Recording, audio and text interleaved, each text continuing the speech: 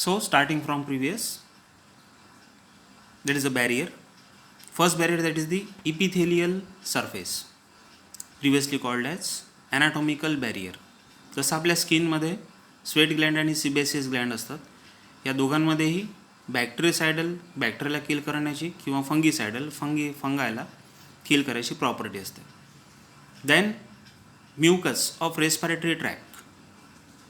आपल्या रेस्पिरेटरी ट्रॅकमध्ये mucus coated जो पाथवे क्रिएट झालेला असतो, that prevent the entry of microorganism or foreign pathogen or particles. आता यामध्ये ही मायक्रो ऑर्गॅनिझमची किंवा फॉरेन पार्टिकलची एंट्री जी आहे ती ट्रॅप होईल किंवा त्यांची एंट्री जी आहे ती ते ब्लॉक होईल प्रेझेंट नियर दी नसल ओपनिंग. जसं आता नसल ओपनिंगमध्ये नंबर ऑफ हेअर्स असतात आणि काही म्युकस ग्लँड्स असतात.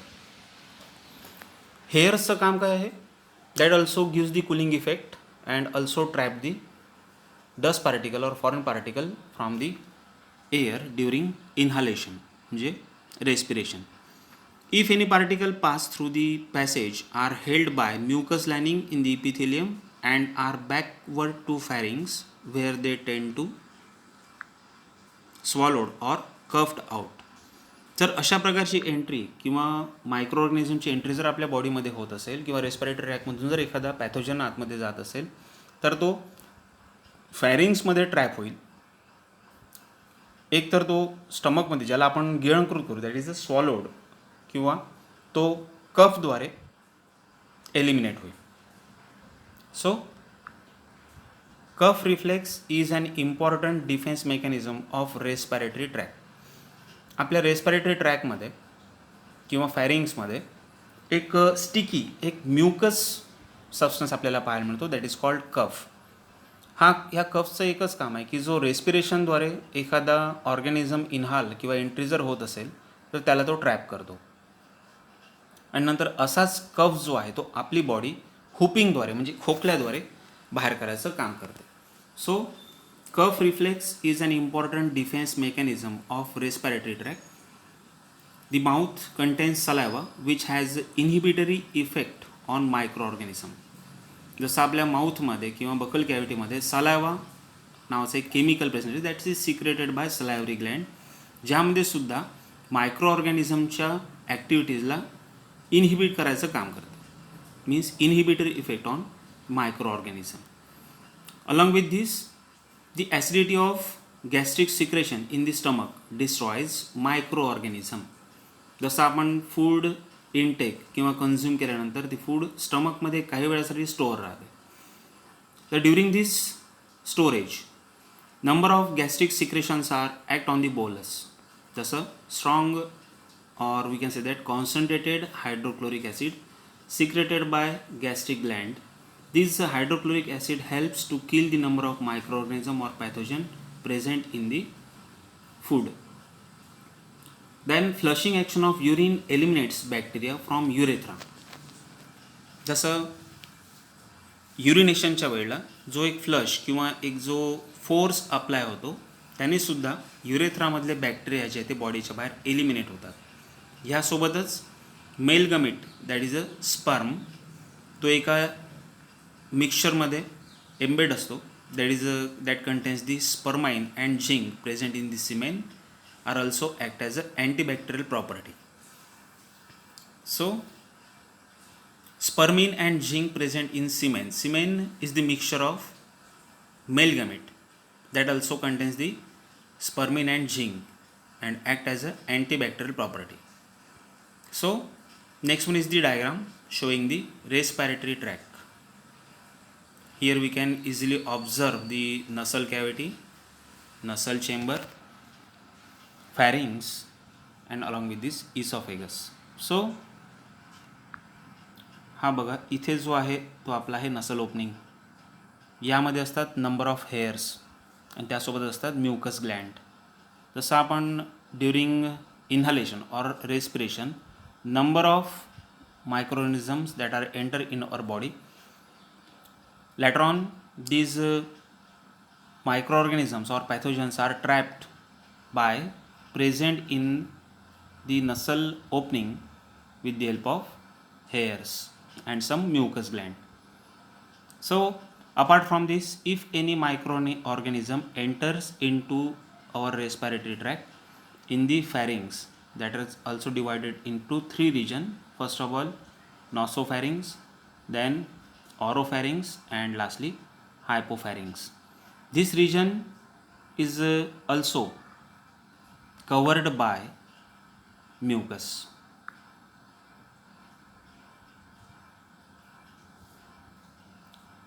रेस्पिरेशनद्वारे एंटर होणारा ऑर्गॅनिझम एकतर तो नसल कॅव्हिटीमध्ये किंवा नसल ओपनिंगमध्ये ब्लॉक होईल, अदरवाईज तो समजा आपल्या बॉडीमध्ये एंटर करत असेल तर इथे असणाऱ्या काही म्युकस ग्लँड जे आहेत ते त्याला ट्रॅप करेल. एकतर तो एसॉफेगसमध्ये एंटर करेल, म्हणजे तो आपण त्याला स्वॉलो करू, म्हणजे गिळंकृत केल्यानंतर तो स्टमकमध्ये जाईल, किंवा इथेच एक कफ तयार होतो, या कफमध्ये तो ट्रॅप होईल. So this diagram helps to understand the previous topic. Later on, antimicrobial substances in the blood and tissue. So this one is the second barrier, that is the antimicrobial substances in blood and tissue. So in a complete system contains more than 30 types of serum proteins. Means complement system contains more than 30 serum proteins. जसं आपल्या ब्लडमध्ये 30पेक्षा जास्त प्रकारचे Serum proteins present असतील, जे continuously ब्लडद्वारे आपल्या बॉडीमध्ये circulate होत असतात, पण ते इनॅक्टिव्ह फॉर्ममध्ये असतात. सो इनॅक्टिव्ह फॉर्ममध्ये आहे, पण त्याचा ॲक्टिव्ह फॉर्म कधी कन्वर्ट होईल, जेव्हा एखादा अँटीजन किंवा फॉरेन पार्टिकल आपल्या बॉडीमध्ये किंवा आपल्या बॉडीला चॅलेंज करेल, अशा वेळेला त्यांचा इनॅक्टिव्ह फॉर्म जो आहे तो ॲक्टिव्ह फॉर्ममध्ये कन्वर्ट होईल. So the presence of microbial pathogens activates the complement cascade. Cascade means operation processes or units to eliminate pathogens. जसं मी आता सांगितलं की 30 मोर दॅन 30 सिरम प्रोटीन्स जे आहेत ते आपल्या ब्लडमध्ये कंटिन्युअसली सर्क्युलेट होत असतात, ते इनॅक्टिव्ह फॉर्ममध्ये असतात. पण समजा एखादा पॅथोजन किंवा मायक्रोबियल पॅथोजन आपल्या बॉडीमध्ये जर एंटर करत असेल, तर अशाच वेळेला ते इनॅक्टिव्ह फॉर्म जे आहे ते ॲक्टिवेट होतात आणि त्यांचं मग एका स्पेसिफिक ऑपरेशन किंवा प्रोसेसेस किंवा एखाद्या युनिटद्वारे ते आपल्या बॉडीमधून एलिमिनेट होतात. So this is called complement cascade. Later on, the interferons is called antiviral proteins. हे सुद्धा एक प्रकारचे प्रोटीन आहे की जे आपल्या ब्लडमध्ये सर्क्युलेट करत असतात. So interferons that is the antiviral proteins are a class of cytokinins they are the soluble proteins. ते तुम्हाला रायटिंगमध्ये घ्यायचं आहे आणि याला अंडरलाईन करायचं आहे. Interferons they are the antiviral proteins आणि cytokinins they are the soluble proteins. इथे शॉर्ट क्वेश्चन तयार होतील, एकतर MCQ किंवा 1 word answer or 1 sentence answer. Previous point, there are near about more than 30 serum proteins circulating in blood in an inactive form. This underline also represent this short question. You have to remember all these points. Then move towards complement cascade is also the part of small question. Then the interferons, they are the antiviral proteins, and cytokines, they are the soluble proteins released by virally cells infected with viruses and certain white blood cells to stimulate other cells to protect themselves from viral infection. The viral cells means असे cells जे व्हायरसने infect झालेले असतात. Then infected with viruses and certain white blood cells to stimulate other cell to protect themselves from viral infection. आता काही व्हायरसनी affect झालेले sale आणि त्यासोबतच काही व्हायरसेस जे आहे ते आपल्या ब्लडमध्ये असणाऱ्या व्हाईट ब्लड सेलला स्टिम्युलेट करतात, WBC, to stimulate other cell to protect themselves from viral infection. आता ही प्रोसेस कशी होत आहे? ही नॅचरली होत आहे. म्हणजे हेच काय झालं, एक प्रकारचे बॅरियर झाले की जे आपल्या बॉडीला प्रोटेक्ट करायचं काम करतात.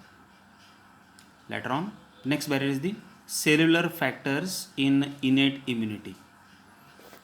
So natural defense against the invading microorganisms or foreign particles are prevented by phagocytic cells which ingest and destroy them.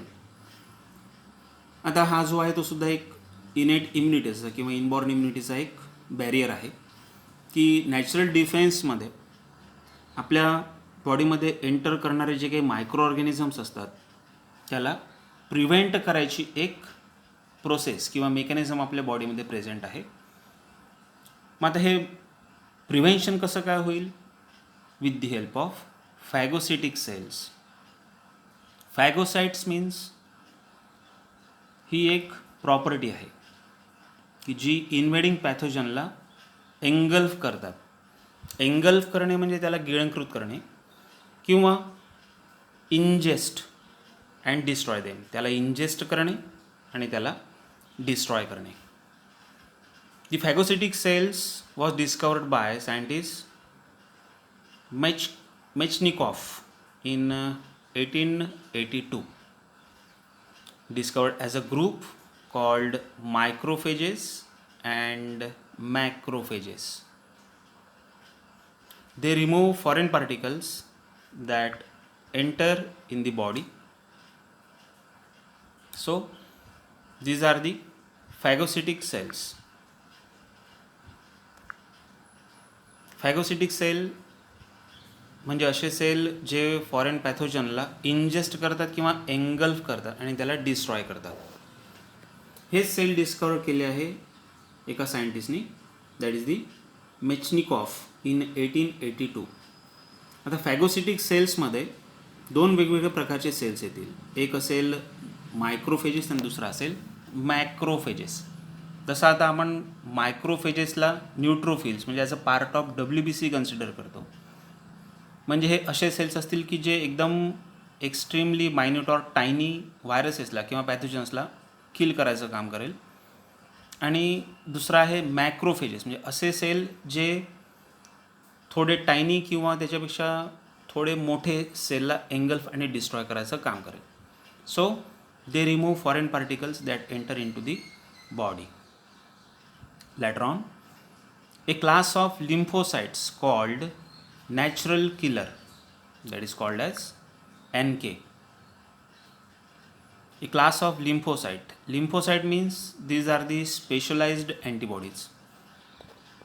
या चॅप्टरमध्ये आपण लिम्फोसाईटबद्दल डिटेल बघणारच आहोत, पण सध्या इथे लिम्फोसाईट ॲज अ अँटीबॉडी म्हणून तुम्हाला लक्षात ठेवायचे की असे सेल जे आपल्या बॉडीमध्ये डिफेन्स मेकॅनिझमचा रोल प्ले करतील. The lymphocytes are called natural killer. The cell is important in a non specific defence against viral infections and tumours. आता हे असे सेल आहे की जे नॅचरल किलर म्हणजे नैसर्गिक ते आपल्या बॉडीमध्ये प्रेझेंट आहे की जे नॉन स्पेसिफिक डिफेन्स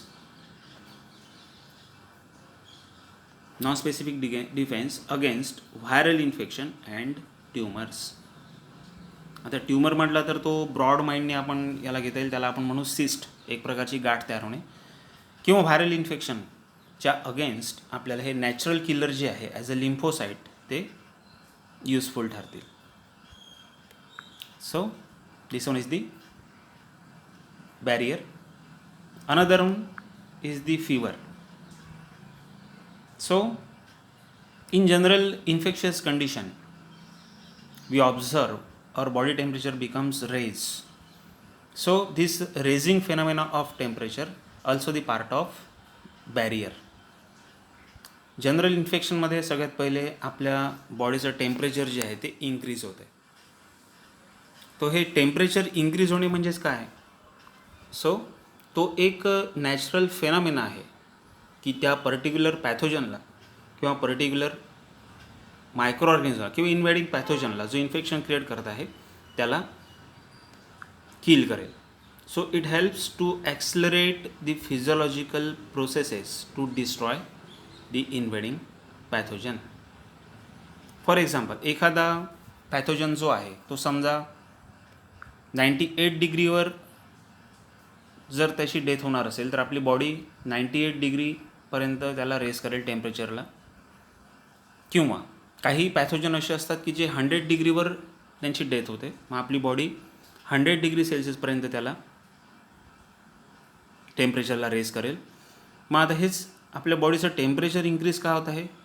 कारण हाच टेम्परेचर इन्क्रीजिंगचा जो फेनॉमेना आहे तो ॲज अ नॅचरल बॅरियर आपल्या बॉडीमध्ये वर्क करत असतो की पर्टिक्युलर टेम्परेचरवर स्पेसिफिक पॅथोजनची डेथ होईल. त्यासाठी आपली बॉडी जी आहे ती टेम्परेचर इन्क्रीज करत असते.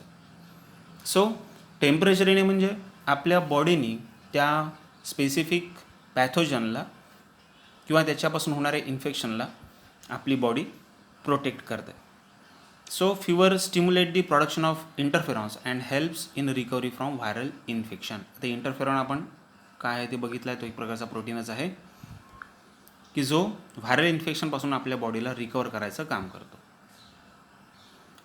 At the end, acute phase proteins, in short it is called as APPS. This one is also the barrier present in our body. यामध्ये काय असेल, the infection on injury leads to a sudden increase in concentration of certain plasma proteins collectively called as acute phase proteins.